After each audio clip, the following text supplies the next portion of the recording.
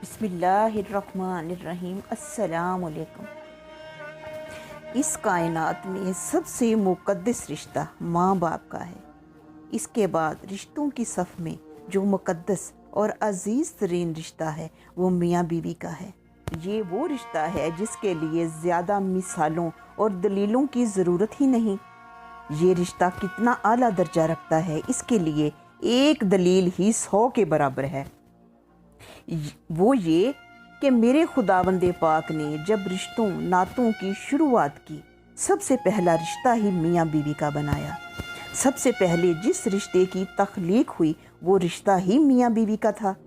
इसलिए हर मियाँ बीवी को चाहिए कि इस रिश्ते का तक़द्दुस पामाल ना करें।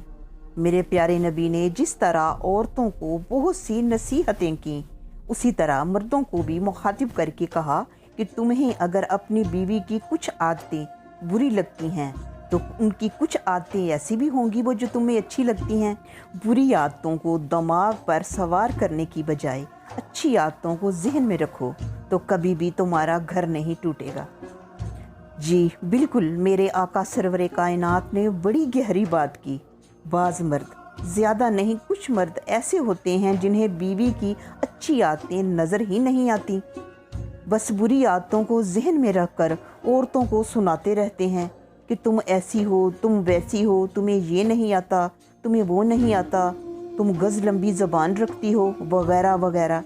ऐसे मर्दों का हाल उस मक्खी जैसा होता है जो सारा साफ सुथरा जिस्म छोड़कर सिर्फ ज़ख़म पर बैठती है।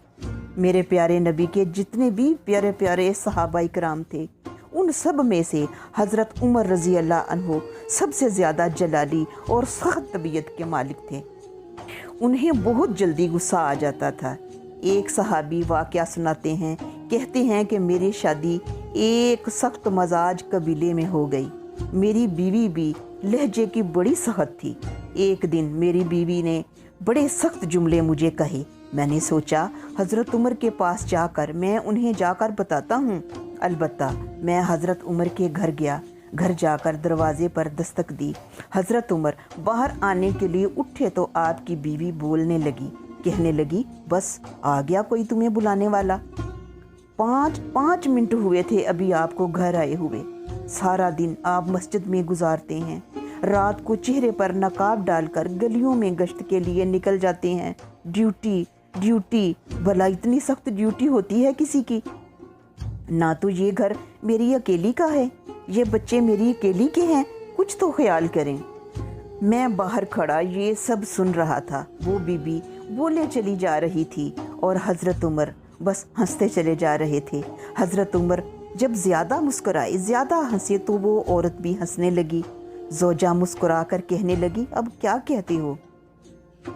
हज़रत उमर कहने लगे, बस यही कहना है कि अगर तेरी बात पूरी हो गई हो तो मैं जाऊं, और अगर रह गई है तो सुना ले, मैं अभी खड़ा हूँ। ये बात कहकर हज़रत उमर बाहर आए। उस शख्स से पूछा, कैसे आए हो? उस शख्स ने कहा, मेरी बीवी मेरे साथ सख्त लहजे में बात करती है, मैं उसकी शिकायत करने आया था। लेकिन हज़रत जी यहाँ तो मामला ही कुछ और है। हज़रत मेरी बीवी ऐनी डाडी नहीं जिन्नी तुहाडी है।